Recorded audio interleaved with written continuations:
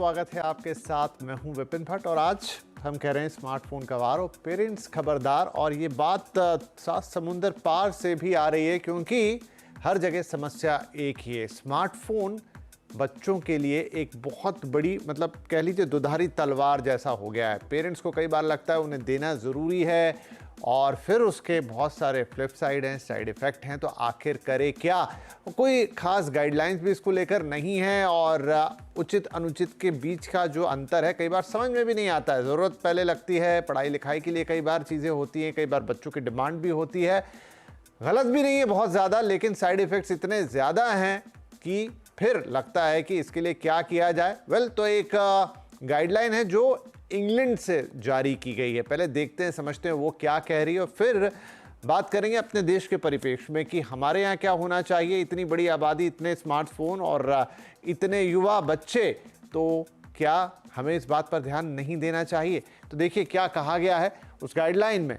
तो उम्र के अनुसार फ़ोन के इस्तेमाल के निर्देश आए हैं इसके अंदर कि आपकी जो एज ग्रुप है उसके अकॉर्डिंगली, वो ये नहीं कह रहे कि आप फ़ोन मत दीजिए, लेकिन एज ग्रुप का ख्याल रखिए। 11 से 16 साल के बच्चों के लिए गाइडलाइंस है बेसिकली ये, क्योंकि उससे पहले तो मना ही कर रहे हैं। देखिए ये इंपॉर्टेंट बात है कि 10 साल के नीचे तो किसी भी तरीके के फ़ोन को मना किया जा रहा है। आजकल तो बच्चे जब झूले में होते हैं लोग तभी उन्हें फ़ोन पकड़ा देते हैं सहूलियत के नाम पे कि बच्चा थोड़ा बहल जाएगा, आप अपना काम कर लेंगे। बहुत गलत प्रैक्टिस है, खैर उस पर बात करेंगे। तो 11 से 16 साल के बच्चों के लिए गाइडलाइन है। 11 साल से छोटे बच्चों को ना दे मोबाइल, जैसा मैंने आपको बताया। आगे गाइडलाइंस कहती है कि 11 साल से कम के लिए एक सीमित फीचर वाला फ़ोन यूज़ किया जा सकता है, जिसको आप फीचर फ़ोन कहते हैं। बटन वाला फ़ोन, आपको बच्चे के संपर्क में रहना है, आपको उनसे बात करनी है, कांटेक्ट बनाना है, फीचर फ़ोन दे दीजिए जिसमें सिंपल बटन्स होते हैं। पहले जैसे पुराने फ़ोन हम लोग इस्तेमाल किया करते थे बटन वाले, जिन पर सिर्फ बात होती थी, स्मार्टफोन नहीं। 13 साल तक की उम्र तक सोशल मीडिया नहीं। अच्छा, अब आप अगर स्मार्टफोन दे भी रहे हैं या थोड़ा एडवांस फ़ोन दे रहे हैं तो 13 साल की उम्र तक सोशल मीडिया का एक्सेस नहीं होना चाहिए। एक तर्क ये हो सकता है कि भाई अकाउंट नहीं खुलता उससे छोटा, लेकिन बात सिर्फ अकाउंट की नहीं है, एक्सेस तो किया ही जा सकता है। किसी के भी इंस्टाग्राम, फेसबुक को तो आप पहुंच ही सकते हैं। 13 साल तक की उम्र तक फैमिली शेयरिंग ऐप्स हों, मतलब ऐसे ऐप्स जिनको पेरेंटल कंट्रोल में भी रखा जा सके या फिर जिनके बारे में बाकी लोग भी देख सकें, और वो फैमिली शेयरिंग ऐप्स हों। 16 साल तक सोशल मीडिया पर पेरेंटल कंट्रोल ज़रूरी, जिसका मैं जिक्र कर रहा था कि अगर 16 साल तक का भी बच्चा है, वो सोशल मीडिया पर क्या कर रहा है, उसकी क्या एक्टिविटीज़ हैं, कहाँ वो इंटरेक्ट कर रहा है, किन चीज़ों को देख रहा है, किन चीज़ों को कंज्यूम कर रहा है ऑनलाइन डिजिटली, उस पर एक पेरेंटल कंट्रोल यानी माता पिता को वो मालूम होना चाहिए। ब्रिटिश टेलीकॉम कंपनी ई की ये गाइडलाइंस है। आपको याद भी होगा कि थोड़े दिन पहले ऋषि सुनक जब प्रधानमंत्री थे ब्रिटेन के, तब उन्होंने भी बहुत कड़े दिशा निर्देश जारी किए थे। खास तौर पे स्कूलों में बच्चे जो फ़ोन इस्तेमाल करते हैं उसके लिए उस पर रोक लगा दी थी और साथ ही कुछ और गाइडलाइंस भी लेके आए थे। दुनिया के कुछ और देशों में इस तरह की गाइडलाइंस हैं भी, लेकिन अगेन जैसा मैंने कहा कि भारत एक ऐसा देश है जिसमें बहुत बड़ी आबादी है, 100 करोड़ से ज़्यादा स्मार्टफोन हैं और हमारे बच्चों की संख्या जो है वो भी बड़ी है और उनके लिए ध्यान रखना बेहद ज़रूरी है। चलिए आज के शो की शुरुआत करते हैं। कार्यक्रम में हमारे साथ शामिल हो रही हैं साइबर साइकोलॉजिस्ट निराली भाटिया, पुणे के संस्कृति स्कूल की प्रिंसिपल दामिनी जोशी और एजुकेशनिस्ट जेपीएस लखनऊ के प्रिंसिपल डॉक्टर विजय नागेश। आप सभी का बहुत बहुत स्वागत है। तो निराली, आपसे ही मैं इसकी शुरुआत करता हूं क्योंकि देखिए ये एक साइकोलॉजिकल फैक्टर भी है, इसके अंदर बहुत बड़ा इन्वॉल्व है। अब पेरेंट्स को ये लगता है कि बच्चे को फ़ोन ना दें तो दिक्कत, दे तो क्या दिक्कत है, वो जानते हैं, ऐसा नहीं है कि वो नहीं जानते, लेकिन उतना ज़्यादा उस चीज़ को साधना कि वो हर चीज़ को देख लें, वो टोकते हैं, रोकते हैं, मना भी करते हैं, सब कुछ करते हैं, लेकिन रिजल्टेंट वही जिसका हम बात करते हैं कि फिर जो इसके साइड इफ़ेक्ट्स है उनसे बच नहीं पाते। तो क्या इस समस्या को कैसे देखें? एक मतलब इस तरह की चीज़ हो गई, या तो इसके लिए बहुत कड़े नियम बना दीजिए, नेशनल लेवल पे नियम बन जाए, सरकार नियम बना दे, या घर के लेवल पे आप कभी इसे मैनेज कर भी पाएंगे इन गाइडलाइंस के जरिए? आप विपिन जी, हमने पहले भी बहुत सारे शोज में बात की है, तो हम अगर देखते हैं बच्चों की जब बात आती है तो ज्यादातर नेगेटिव ही इम्पैक्ट सुनने में आता है of this mobiles. And specific reasons हैं कि जैसे उन्हें प्रॉपर शिक्षा नहीं मिली है कि किस चीज के लिए यूज करना है, कैसे यूज करना है, अपनी प्राइवेसी का कैसे ख्याल रखना है। पहले भी बहुत सारे ऐसे सुझाव आए हैं, प्रस्ताव आए हैं कि ये बैन होना चाहिए या यहाँ पर ये लिमिट आनी चाहिए, बट कुछ भी सक्सेसफुली इम्प्लीमेंट करना मुश्किल हो रहा है। मेरे हिसाब से and I strongly believe this कि जब तक ये कलेक्टिव एफर्ट नहीं होता है, वो नहीं हो पाएगा। सी बच्चों में पीयर इन्फ्लुएंस बहुत ज़्यादा होता है। अगर उनके दोस्तों के पास वो चीज है जो उनके पास नहीं है, तो it's going to be very attractive उनके लिए। हम मेरे मेरे खुद के क्लाइंट्स, इतने सारे बच्चे हैं जिनके पास खुद का कोई फोन नहीं है, but they have a proper social media account, gaming account भी है, जो वो अपने दोस्तों के फोन से यूज करते हैं या अपने भाई बहन के या अपने पेरेंट्स के फोन से। तो इट इज नॉट के फोन नहीं देना इज द सोल्यूशन। अगर ये सोल्यूशन हमें इम्प्लीमेंट करना है, क्योंकि अब ये रिवर्स करने जैसा है, हमने उन्हें एक्सपोजर तो दे दिया है लेकिन अब हमें उसे विड्रॉ करना है। तो ये strongly and as a community अगर हम सब पेरेंट्स कलेक्टिवली इस पे अमल करें, तो ये बहुत सक्सेसफुली इम्प्लीमेंट हो सकता है। वरना it is always going to be challenging कि हम कैसे इस पे कंट्रोल लाए। एंड ये एफर्ट सभी लोगों से होना चाहिए। प्रॉब्लम फोन डिवाइस हैंडसेट की नहीं है, उस पे हम क्या यूज करते हैं उसकी है।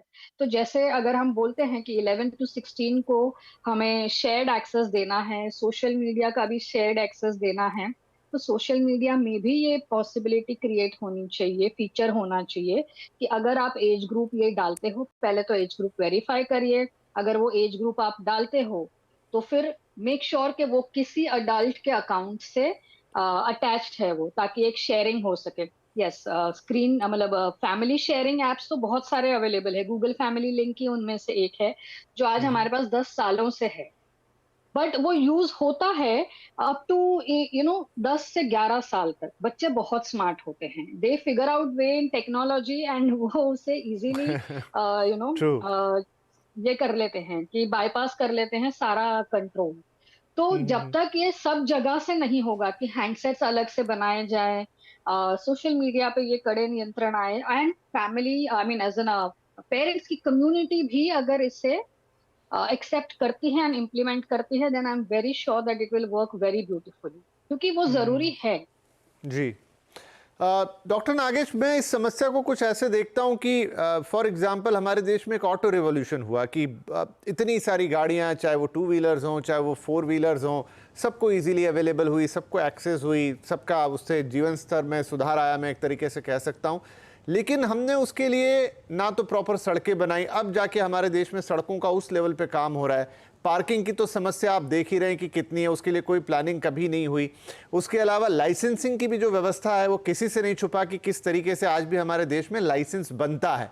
मतलब शायद 90% लाइसेंसधारियों को पता भी नहीं होता रेड और येलो लाइट और ग्रीन लाइट के अलावा कि बाकी सड़क के नियम होते क्या हैं।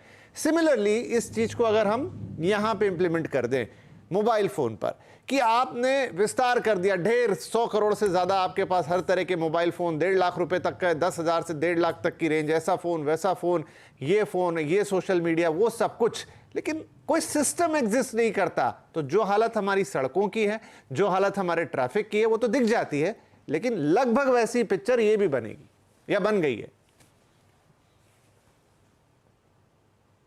देखिए साहब, ऐसा है कि मोबाइल फ़ोन से एक इंट्रिंसिक, मतलब कोई भी स्टूडेंट अपने घर में यूज़ करता है या जो चाइल्ड ग्रुप्स होते हैं अपने घर्स में, अपने घरों में यूज़ करते हैं। तो यहाँ पर एज सच हम कोई रूल यूज़ नहीं कर सकते, क्योंकि चलो अगर रूल बन भी गया तो मॉनिटरिंग कहाँ से होगी। तो ये एक सेल्फ कंट्रोल प्रोसेस होगा जहाँ हमको सबसे ज़्यादा काउंसलिंग की ज़रूरत पड़ेगी, specially at the parental level. Parents की काउंसलिंग इसमें बहुत अहम योगदान साबित हो सकता है। पेरेंट्स की जागरूकता और अवेयरनेस इसमें बहुत इंपॉर्टेंट रोल प्ले कर सकता है, क्योंकि जैसा एटमॉस्फेयर हम घर में देते हैं चाइल्ड डेवलपमेंट के लिए, बच्चे वैसे ही ढलते हैं। ऑफ कोर्स पीयर प्रेशर्स, ये सब का इंपैक्ट ऑफ कोर्स पड़ता है, लेकिन पेरेंट्स का domination in terms of the how they handle the kids, how they move up the child from their early teenagers और at the infant, from the infant ages, that plays an very important role. And घर में कैसा atmosphere parents देते हैं। आज हम काफी बच्चों से मिलते हैं, हजारों बच्चों से हम रेगुलर मिलते हैं। कई एग्जांपल्स हमारे पास ऐसे जहां पेरेंट्स ने बहुत अच्छा एटमॉस्फेयर दे रखा है, वो बच्चे आज 10th 11th 12th जैसे क्लासेस में भी आ गए हैं, लेकिन वो मोबाइल्स के में एडिक्टेड नहीं हैं। उनके घर में एक ऐसा सेल्फ डिसिप्लिन का माहौल उन्होंने बना रखा है कि बच्चों को उनकी एडिक्शन नहीं है। तो ये बहुत कुछ डिपेंड करता है कि पेरेंट्स एक कैसा एटमॉस्फेयर देते हैं और बच्चे उसमें कैसे परवरिश करते होते हैं और आगे अपने आप को इंडल्ज करते हैं उस हैबिट्स में। और दूसरी बात, डेवलपमेंट का एक आजकल एक बहुत ही आम तौर पे हम देख लें कि डेवलपमेंट होना है, कुछ भी चाहिए तो हम डिपेंड हो जाते हैं मोबाइल पे। ये कहीं ना कहीं सही नहीं है। डेवलपमेंट के चाहे पढ़ाई से रिलेटेड हो, चाहे फिजिकल एक्टिविटीज से रिलेटेड हो, चाहे गेम स्पोर्ट्स या बच्चे कोई भी स्किल डेवलप करना चाहता हो, music dance art craft, mobile एक साधन नहीं है, ना ही मोबाइल पे ही डिपेंड होने से हम वो स्किल डेवलप कर पाएंगे। ये बहुत बड़ी गलत धारणा है। हम अपने बेसिक संसाधनों से अपने स्किल्स को डेवलप कर सकते हैं। और प्लस सबसे इंपॉर्टेंट प्लस पॉइंट है ये, एक अवेयरनेस हमको पेरेंट्स को काफी बच्चों में और पेरेंट्स में इसकी काफी ज्यादा जरूरत है कि मोबाइल्स के यूज से हमारे में डेवलपमेंट, ऑफ कोर्स ठीक है, शायद नॉलेज वाइज थोड़ा बहुत हम इंप्रूव कर चुके हैं, लेकिन डीमेरिट्स काफी ज्यादा हैं। इनफैक्ट स्टूडेंट्स ज्यादा इनएक्टिव हो गए हैं, लाइफस्टाइल ज्यादा सेडेंटरी हो गई है। Sedentary means without activities, without any much movements. We are much more restricted into the sitting part rather than the movement part. Be it in the studies, be it in the art, be it in the drawing, be it in the games, be it in the sports, be it in the other activities. और इससे हमारे शरीर में कई complications आ जाते हैं जो समझ में भी नहीं आता कि ऐसा क्यों हुआ है। We are losing the physical stamina as well as the mental stamina. That is the biggest disadvantages. Plus हमारे में कई डिसऑर्डर्स आ जाते हैं, जैसे सबसे बेस्ट एग्जांपल हम देखें lack of proper sleep, lack of proper timing to sleep. हम एक एडिक्शन में हो जाते हैं, खो जाते हैं थोड़ा लेट। तो डॉक्टर नागेश समस्या यही है कि ये बातें सबको मालूम है, जो ये आप बातें बता रहे हैं ये ऑलमोस्ट सबको पता है। हमने 1000 बार इस पे शो कर लिए, मैम बोल ही रही हैं कि हम हर बार आते हैं तो यही बात करते हैं, लेकिन हालात नहीं बदलते। मेन ये है कि we know the problem but how to deal with that. Damini ma'am, पुराना समय में फिर से याद कर रहा हूं, कुछ एग्जाम्पल देके आज बातें कर रहा हूं। जो आज फोन की हालत है, पहले वो टीवी की थी, तो लोगों को लगता था घर में टीवी आएगा, बच्चा उससे चिपकेगा, वो देखेगा, बड़ा ही मतलब ये रहता था कि आपको एक सीरियल देखना है या एक बुलेटिन देखना है, व्हाटएवर, थोड़े से टाइम टेबल बने हुए रहते थे। बहुत सारे पेरेंट्स, मुझे याद हैं जब मैं छोटा था तो वो अपने घर में टीवी ही नहीं लाते थे कि नहीं इससे बच्चा खराब हो जाएगा। वहां पे भी दोनों तरह के पेरेंट्स होते थे कि नहीं नहीं टीवी लेते हैं लेकिन इनको थोड़ा एक्सेस देंगे, थोड़ा एक्सपोजर देंगे। कुछ लोग रखते ही नहीं थे, कुछ का ये कहना था नहीं बेडरूम में नहीं होना चाहिए, वो एक ड्राइंग रूम में लगा दो जिसका एक टाइमिंग हो। तो लगभग ये वैसी समस्या। अब ये हो गया छोटा फोन, इंडिविजुअल चीज, और ये सबके हाथ में पहुंच गई। तो उसी तरह की समस्या है, लेकिन और छोटी फ्रेगमेंट्स में अब ये पहुंच गई है। डील कैसे करें? तो विपिन जी, मुझे क्या लगता है कि आपने बहुत सही बात बोली कि जैसे पहले के जमाने में टीवी का प्रेजेंस था and it was a boon as well as a bane for everybody. आजकल वैसे ही स्मार्टफोन्स ने इसकी जगह ले ली है, टीवी की जगह ले ली है। मुझे क्या लगता है सर कि जैसे निराली मैम ने भी बोला कि it has to be a collective effort. अगर हम सेल्फ कंट्रोल पे छोड़ेंगे ये चीज़ हमारी रिजॉल्व नहीं होगी। क्योंकि बच्चा बाहर जाएगा तो अपने पेयर्स को देखेगा कि उसके पास फ़ोन है, मेरे पास फ़ोन नहीं है, वो माँ बाप के ऊपर प्रेशर डालेगा। तो जब तक ये एक बाइंडिंग ना हो जाए, मतलब if we don't force people, लोगों को हम जबरदस्ती ना करें कि बच्चों को फोन नहीं देना है, तब तक इसका सॉल्व होना थोड़ा मुश्किल ही है। कलेक्टिव एफर्ट होना चाहिए। पेरेंट्स को भी ये सोचना चाहिए कि पहले कैसा था, पहले के जमाने में कि हमारे पेरेंट्स हमारे साथ वक्त बिताते थे। तो इसी सिमिलर लाइंस में हमें ये सोचना चाहिए, पेरेंट्स को ये सोचना चाहिए कि वो कितना ज्यादा वक्त अपने बच्चों के साथ बिता पाएं, सो दैट बच्चे अपनी समस्याएं अपने पेरेंट्स के साथ शेयर कर सकें दे हैव मतलब उनके पास कोई जरिया है अपनी कंसर्न्स या अपनी प्रॉब्लम्स शेयर करने के लिए। तो अगर पेरेंट्स का प्रेजेंस एंड रहेगा, तो बच्चे ये जो आजकल एक फेक वर्ल्ड में जीने लगे हैं, अपनी ही दुनिया में एक रहने लगे हैं, सोशल स्किल्स उनके कम हो गए हैं, दे डोंट हैव फ्रेंड्स, वो एक दूसरे से बात ज्यादा नहीं करते हैं। तो इसमें मुझे ऐसा लगता है कि पेरेंट्स का एक बहुत बड़ा रोल है प्ले करने के लिए, क्योंकि स्कूल्स में तो अभी भी अगर देखा जाए तो हर एक स्कूल में mobile phones are not allowed. वो मतलब हमारे स्कूल में भी ये अलाउड नहीं है। तो अब बच्चा समय बिताता है घर में, तो घर में there has to be a supervision, मतलब कुछ सुपरविजन होना चाहिए बच्चों के ऊपर कि मेरा बच्चा एक्चुअली कर क्या रहा है। बिकॉज लाइक हम सबने देखा कि इसके बहुत ज्यादा नेगेटिव इफेक्ट्स बहुत ज्यादा है, पॉजिटिव बहुत कम। जी, नहीं बात आप ठीक कह रहे हैं। चलिए एक छोटा सा मैं ब्रेक यहाँ पे ले लेता हूँ, लेकिन अगेन मेरा एम्फेसिस वही होगा कि आप बातें हम बहुत सारी जान रहे हैं, बहुत सारी हमें पता भी हैं, लेकिन हम ऐसा क्या सॉल्यूशन निकालें उसका कि वास्तव में इस समस्या का हल। अभी पेरेंट्स वाली बात आपने कही कि वो अपने बच्चे के साथ टाइम बिताएं, ये बात पेरेंट्स जानते हैं, लेकिन पहले उनको खुद को तो फ़ोन से छुटकारा मिले। वो दोनों चीज़ें, उनका भी एंटरटेनमेंट फ़ोन पर हो रहा है, वो भी ह्यूमन बीइंग है, प्लस अगर वो वर्किंग है तो उनके काम के ईमेल्स आ रहे हैं, तो उसमें उनकी वर्किंग चैट्स चल रही हैं। ज़रूरी नहीं हर बार हाथ में फ़ोन लेके कोई अगर बैठा है तो वो कुछ एंटरटेन ही कर रहा है खुद को, वो काम भी कर रहा है, क्योंकि ये एक ऐसा माध्यम बन गया है जो 24 घंटे ऑन रहता है। तो ये भी एक समस्या है। तो एक छोटा ब्रेक लेते हैं और जाके थोड़ा और डीप डाइव करेंगे कि कहाँ इसका सॉल्यूशन मौजूद है। क्या वो एक बहुत तगड़ी सख्ती में है, या फिर वो जिस डिसिप्लिन की हम बात कर रहे हैं है तो आइडियल बात, लेकिन क्या वो पॉसिबल है रियल लाइफ में। छोटा सा ब्रेक, बातचीत जारी रहेगी।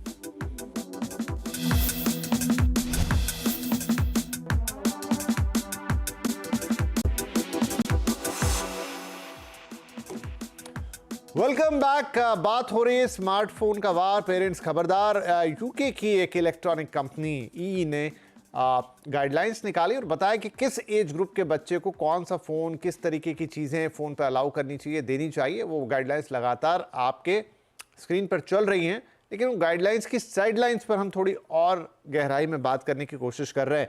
निराली मैम, अब एक और एग्जाम्पल से बात करता हूँ।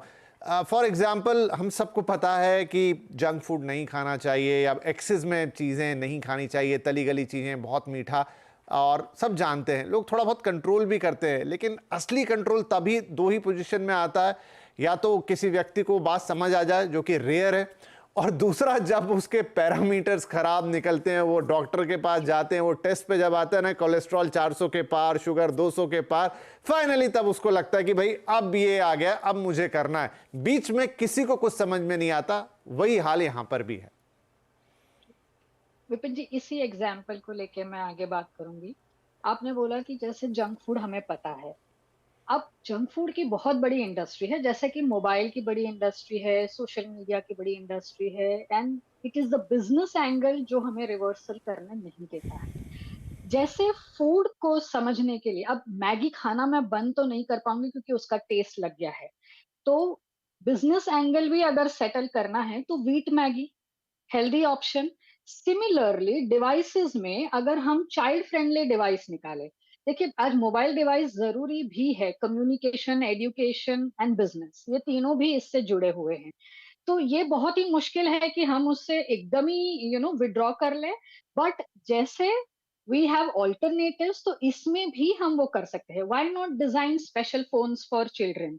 तो इससे पेरेंट्स का भी काम हो जाएगा, बच्चों का भी काम हो जाएगा, and everybody's business will continue as it is. अभी जैसे यूट्यूब है तो यूट्यूब फॉर किड्स हैं, गूगल है तो गूगल फॉर किड्स ऑल्सो है, तो सोशल मीडिया भी वैसे फॉर स्पेसिफिक चिल्ड्रन बनाए, जो कि उस पे इस हिसाब से वो लोग नियंत्रण लगा सकते हैं, इवन वो हैंडसेट में। और ये सब टेक्नोलॉजी में पॉसिबल है। जरूरत है तो इंटेंट की, तो बस ये इंटेंट की ही समस्या है। फूड में हमें तुरंत हम टेस्ट कराते हैं, हमारे रिपोर्ट्स ऊपर नीचे आ जाते हैं, तो हमें शॉक लगता है एंड हम चेंज लाते हैं। अब मोबाइल डिवाइस का जो इम्पैक्ट है वो बहुत ही इमोशनल एंड मेंटल है। फिजिकली तो आपके शरीर पे जल्दी से नजर नहीं आता है अनलेस बहुत देर हो चुकी है, जैसे ओबेसिटी अब नजर आने लग गई है, spine related and neck related issues नजर आने लग गए हैं, लेकिन वो डैमेज के बाद होता है। बट इमोशनल डैमेज जो डे वन से शुरू होता है ये नजर नहीं आता है, इसीलिए ये हमें इतना डरावना नहीं लगता है। एंड वो पैरामीटर्स ही नहीं मिलते कि कब हम अपने से सेल्फ डिसिप्लिन लाए। तो तब तक अगर हमें सभी को खुश रखना है तो ऐसा क्यों कुछ सुझाव नहीं कर सकते हैं जहां हम स्पेशली चिल्ड्रन फ्रेंडली कुछ डिजाइन करें। इससे उनको गाइडलाइंस भी मैच कर सकते हैं हम।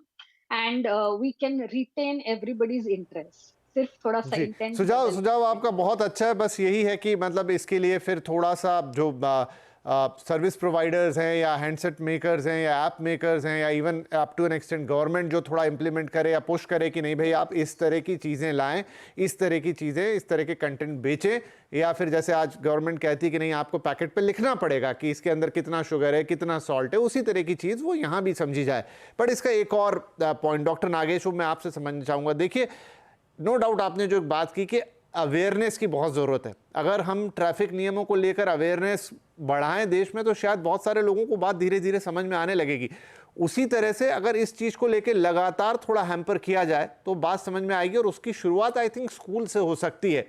अगर बच्चों को एक रेगुलर पीरियड हो सकता है या वीकली पीरियड हो सकता है या एनीवे वो आप निकालेंगे, लेकिन जहां पर उनको बताया जाए रेगुलर चीजों से आगे, जहां वो उनके अंदर उतरे कि देखिए भाई इसका प्लस माइनस ये है, आप समझिए इस चीज को, तो शायद उनकी सोच में फर्क आना शुरू होगा। शायद आप छोटे से बताइए, सेकेंड, थर्ड, फोर्थ, फिफ्थ, कई बार बच्चों के लिए होता है कि उन्हें कोई और समझाए तो समझ नहीं आता, लेकिन स्कूल में अगर टीचर ने बोला तो पत्थर की लकीर है। बिल्कुल सही बोला आपने। और ये बहुत अच्छा इनिशिएटिव है कि हम पहले से बच्चों को एक लोअर क्लासेस से ही हम बच्चों को अवेयर कराएं कि इनके साइड इफेक्ट्स या नॉन पॉजिटिव इफेक्ट्स क्या होंगे। प्लस इसके अलावा भी कुछ 2-3 चीज़ें ऐसी है जिसकी शुरुआत हमें बिल्कुल करनी चाहिए और हम इजीली कर सकते हैं। लाइक जैसे बच्चों में हॉबीज डेवलप करना। आज बच्चों में एक ब्लाइंड चीज़ है, मोबाइल है, बस मोबाइल में ही इन्वॉल्व रहें। हम कहीं ना कहीं कुछ बच्चों में हॉबीज जो आजकल बिल्कुल एक तरह से गायब होता जा रहा है आजकल के सिनेरियो से, हम बच्चों में हॉबीज डेवलप करें, हॉबीज के प्रति रुझान लाएं, बच्चों के लिए ऐसे एक्टिविटीज क्लब्स और इन्वॉल्व करें जहां बच्चे उसमें थोड़ी देर ज्यादा इन्वॉल्व कर रहे हैं और घर में उस पर थोड़ा बहुत इंप्लीमेंट करना स्टार्ट करें। दूसरा आता है कि हम कई सारे ऐसे डिफरेंट एक्टिविटीज हम टीचिंग्स में इन्वॉल्व कर सकते हैं जो हमें नॉर्मल सब्जेक्ट्स होते हैं, और जब बच्चे उसमें इन्वॉल्व होते हैं तो उनमें इंटरेस्ट ज़्यादा डेवलप होता है और कहीं ना और ऐसे चीज़ों से वो कहीं ना कहीं मोबाइल से थोड़ा सा उनका जो स्क्रीन टाइम की हम जो बात करते हैं बहुत कम होगा। और नेक्स्ट आता है इन्वॉल्वमेंट। बच्चों में आजकल अकेलापन अकेले रहने की एक बड़ी अच्छी हैबिट आ गई है, चाहे फैमिली में हो चाहे सोसाइटी में हो। तो involve in a group either in terms of the friends और in terms of the family members, जहां हम मिलना जुलना एक बॉन्डिंग से रहे हम एक सोसाइटी में, ये एक अच्छा पहलू हो सकता है जहां बच्चों को काफी टाइम स्पेंड करना सीखे with the elders, with the guardians. तो ऐसे ऐसे छोटे छोटे इंपॉर्टेंट स्टेप्स बच्चों को बड़े आकर्षित करते हैं और ये बहुत प्रैक्टिकली कुछ हद तक काफी हद तक प्रूव भी अच्छे हुए हैं। हमने काफी कोशिश भी की है इस पे काफी लेवल पे। हाँ, मतलब इनफैक्ट बच्चों को भी और साथ में मंथली बेसिस पे या क्वार्टरली बेसिस पे पेरेंट्स को भी, वो उनके लिए भी एक छोटा मोटा सेमिनार के देखिए how to deal with kids in terms of mobile etcetera. क्योंकि समय अब कम बच गया, दामिनी मैम, क्या मैं ये तो नहीं कह रहा हूं कि सरकार ऐसी कोई गाइडलाइन बनाए जिसमें बड़े बड़े रिस्ट्रिक्शंस लगा दे, ये करे, या चाइना स्टाइल में हम चले जाएं जहां पर ये कि बच्चे वीकेंड में ही गेम खेल सकते हैं या तमाम चीज़ें, लेकिन क्या ये किया जा सकता है कि कैरिकुलम में ही आपका road discipline, food discipline, mobile discipline, इस तरह की चीज़ों को बाकायदा डाला जाए ताकि वो आपका एजुकेशन का पार्ट ही बन जाए। यूं भी नहीं कि एक स्कूल तो कर रहा है दूसरा नहीं कर रहा है, आधे मन से कर रहा है एक ने करा, आप उसे करिकुलम का ही पार्ट बनाइए और मानिए कि ये चीज़ बहुत इंपॉर्टेंट है और ये भी उसी तरीके से पढ़ाई जानी चाहिए जैसे कि बाकी चीज़ें।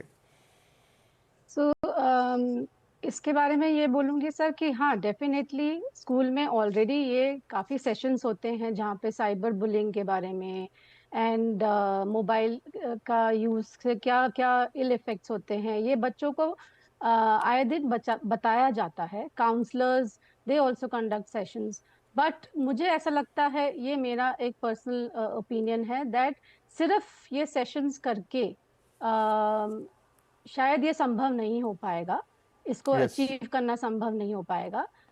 It has to be a team effort, like Nirali ma'am ने जैसे बोला उन्होंने कि एक तो कुछ तो बिजनेस वालों को भी अपने उसमें चेंजेस लाने पड़ेंगे, कुछ गवर्नमेंट ने भी मुझे ऐसा लगता है कि थोड़े रूल्स एंड रेगुलेशंस लागू करने चाहिए, कुछ पेरेंट्स ने भी सुपरविजन के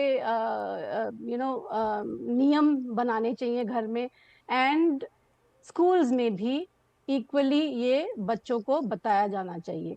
ये मेरा मानना है कि टीम एफर्ट के बिना ये संभव नहीं हो पाएगा सर। नहीं, आप ठीक कह रहे हैं कि ये टीम एफर्ट लगेगा। अब इस टीम एफर्ट को एक एफर्ट या कोलैबोरेटिव एफर्ट में कैसे बदला जाए, ये शायद एक सोसाइटी लेवल पे एक कलेक्टिव चैलेंज होगा जिसे सबको मिलके करना पड़ेगा। B it A part of media, जो हम अभी बैठ के शो कर रहे हैं, न्यूज़पेपर्स हो गया, अवेयरनेस कैंपेन हो गया, अब तो इलेक्ट्रॉनिक मीडियम मतलब डिजिटल, चाहे वो यूट्यूब हो, फेसबुक हो, उन्हीं के माध्यम से समझाया जाए। जब वही इतने फेमस हैं, जब वही लोग इतना ज़्यादा कंज्यूम करते हैं, लेकिन कुछ ना कुछ इसके लिए सोचना ज़रूरी है, कुछ ना कुछ इस पर काम करना ज़रूरी है। नहीं तो जैसे निराली मैम कह रही थी कि ये इसके साइड इफ़ेक्ट्स आपको उस तरीके से नहीं समझ आते। हेल्थ वाले तो आप डायग्नोस कर लेंगे, डॉक्टर बता देंगे, लेकिन इसके जो साइड इफ़ेक्ट हैं और वो कितने लॉन्ग टर्म होंगे और कितने भारी होंगे वो नहीं दिखेंगे। और जब दिखेंगे तो शायद आपके पास बहुत कम मौका होगा कि उनका आप कुछ कर पाए, तब तक वो सेटल हो चुके होंगे। तो आई थिंक हमें ऐसे ही कुछ प्रयास और करने होंगे और देखते हैं कि क्या कंपनीज के लेवल पे, क्या गवर्नमेंट के लेवल पर भी कुछ ऐसे इनिशिएटिव आते हैं जिनकी आवश्यकता तो लगती है। दामिनी मैम भी सही कह रही हैं कि सिर्फ 2 क्लासेस ले लेने से भर से काम नहीं चलेगा या फिर बहुत आइडियल चीज़ों में हम जाएं कि हम करें। कोशिश होनी चाहिए, लेकिन कुछ ऐसा हो जिसका इम्प्लीमेंटेशन हो पाए और जिसके रिजल्ट दिखें, रिजल्ट ओरिएंटेड हो, वैसी चीज़ की तरफ जाना पड़ेगा। आई थिंक चर्चा अच्छी रही, कुछ अच्छे पॉइंट्स यहाँ पर आए, एंड जिन्होंने भी सुनी होगी शायद उनके लिए भी एक फूड फॉर थॉट जैसी होगी। अगर थोड़ा बहुत भी सोच गए तो हमारी बात सफल हो जाएगी। फिलहाल आप तीनों ही मेहमानों का बहुत बहुत धन्यवाद। नमस्कार।